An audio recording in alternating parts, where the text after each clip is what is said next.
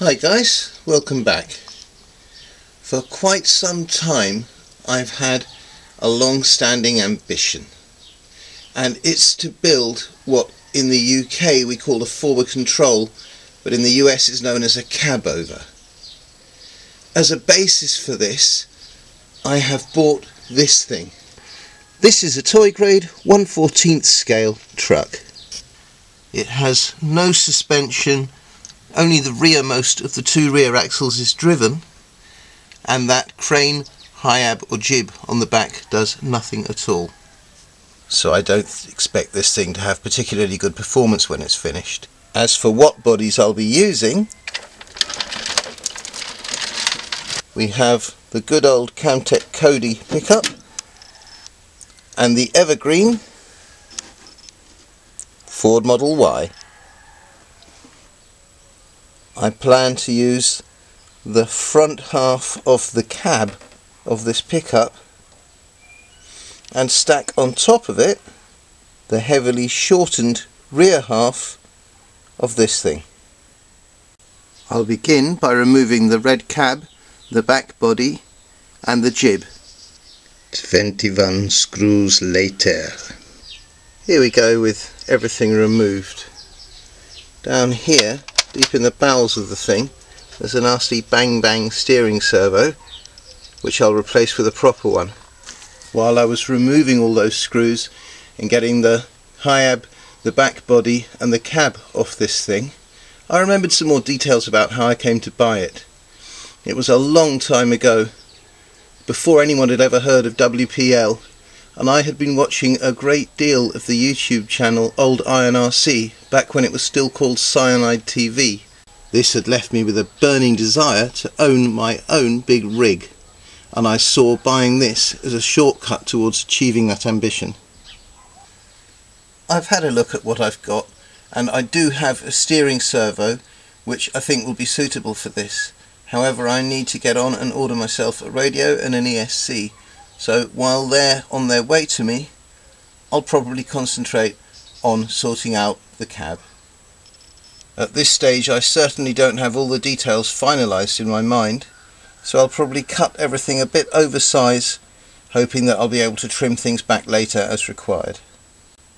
Certainly the rear bed and the roof of this Kamtec Cody will have to go, and the front half of this Ford Model Y will be going, and it'll be getting shortened, I should think. First cut. This is the bit we need, and here's the second. If we lose this piece and this, that's what we need, and we'll end up with something more or less like this. I found a proper steering servo which fits under the kink in the front axle. The radio's arrived.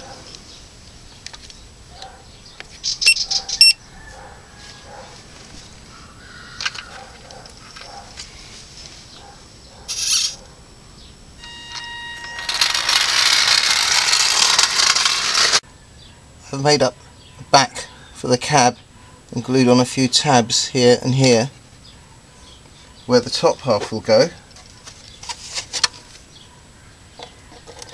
I propose to fit the top half something like that, so the top half will go on something along these lines, just to view it from in front, and here's a side view. Obviously there's quite a way to go yet, but this is the general idea. This is the front bit of the Ford Model Y. I intend to take the radiator grille surround off this and stick it on the front of our truck cab. A big Saharan dust cloud stained the sky orange for a day. Then there was an almighty rainstorm which washed most of that orangeness down into the scale workshop. Before I scrape it all up, I just want to quickly show you this mock chassis that I've built for the truck. This is the channel's rocket truck. It uses very big, expensive firework rockets to propel it, and each of these comes with a yard-long stick about 1/2 inch square of pine wood. I've chopped up one of these sticks and used it to make a more scale looking chassis for this truck than what was provided by the original manufacturer. This is where the fifth wheel will go. And here's a quick mock-up of the cab showing how the radiator will go. I think the next thing for me to do is to glue the various elements of the cab together and see it for the first time as one piece. The body's all glued together in one piece. I did decide to raise the radiator up a little. I've painted my wooden mock chassis. The next thing to do, I think, is to spray the body in rusty colours. That's the rusty colours done, light and dark brown. I don't like those chrome wheel rims. I'm planning to do this body in a two-colour scheme, and I think I'll paint the wheels one of those two colours as well. This is called carriage green. Not only have I done the lower part of the body, but the rear fenders as well. As I said, I don't like the chrome wheels, but I think rather than all the masking necessary to spray them, I'm just going to spray some of this carriage green into a container and then brush paint them. Now that I've painted the top half of the cab and the wheels, we can get a better idea of how the finished thing will actually look. Next, we need to think about glazing the windows and installing headlights. And of course we're going to need some rear lights and some turn signals or indicators. What to do about headlights? These guns use these little CO2 cartridges. I find that if I cut the base off a cartridge, it serves me very well as a real steel headlamp bowl.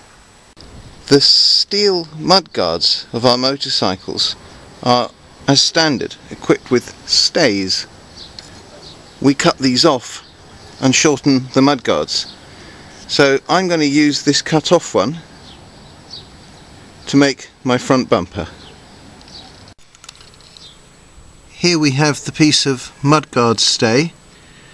As you can see, I've glued a piece of round section timber in there and then ground it flat before drilling into it and threading in two bits of 3mm stud bar.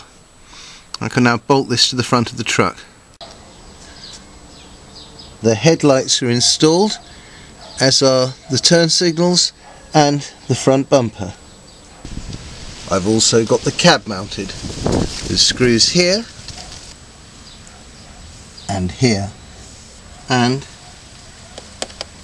I've glazed the windows. After a few more details, including things like a driver figure and some sort of interior, it's going to be time to move on to thinking about the trailer. This is my 1950s Austin truck. I made this out of the front of a limousine and the shortened roof of a Ford Model Y. If we look inside, we can see that the interior is actually very basic. There's the back of a seat, a very basic dash. I don't plan to go into any more detail on our current build. This is Gwen. She's seen here driving my Toyota Land Cruiser, but she's also appeared on this channel driving my tracked Fordson van. In fact, she had to take over the controls to get her team out of a tough spot when they were being pursued by my Traxxas Slash, because she's such a good driver, and it's that skill that I need to drive the big rig. So Gwen will be climbing out of the tracked van and getting behind the wheel of our current truck. It must be quite claustrophobic in there. I'm sure she'll be happy to take over the controls of the big rig. Gwen has clambered out of the Fordson and is ready to take up her duties behind the wheel of this thing. As you can see, she has a beautifully upholstered seat.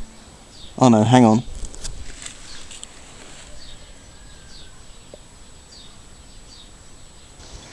Gwen's going to get a simple dash to look at. The driver is in the cab. I fitted the dash as well. But that's not all. If you come over to the bench, oh hang on, I'll just move my WPL, you'll be able to see that I've started work on making a fifth wheel. I've been fashioning it from a tin food can because that way I can take advantage of the existing pressings to give it a more realistic look. And only today I spent a few minutes crawling around under the trailer of a full-size Arctic to have a look at the system that holds everything together. It turns out that the entire trailer is actually towed by a fairly small peg protruding downwards, which engages in this hole in the fifth wheel. I also took a more general view of the entire underside of the trailer. The fifth wheel is now lined with 4mm thickness of styrene and pretty much ready to be painted and to go on the back of the truck. And as you can see, I've been busy making the beginnings of the trailer. To join the pieces together, I've cut little rebates in the wood and then drilled a 1.5mm hole and superglued a short length of steel wire into place to act as a sort of mechanical fixing. Here we are in a seldom visited part of my world. This heater has already been attacked to make a motorcycle seat base, but the other side is intact. I hope to harvest enough sheet steel from here to deck out the trailer. Here's the steel from the heater laid out on the trailer. The trouble is, it's rather heavier than I had hoped. I think I might have to rethink matters. But while we're here, I just wanted to show you the trailer hitch that will fit into the fifth wheel. There's a length of 8mm stud bar threaded into this piece of wood. I think it should be strong enough. Plan B. I've built the deck from 2mm styrene sheet. Remember the green rocket powered truck we saw 5 minutes ago? I had to remove these hard plastic wheels from it because they were very skiddy. But they'll do fine for our trailer. This strange construction is what will house the wheels. At the moment those clamps are holding on wooden bearing blocks, which I shall show you once the glue has gone off. Here you see them. The wheels will fit in like this.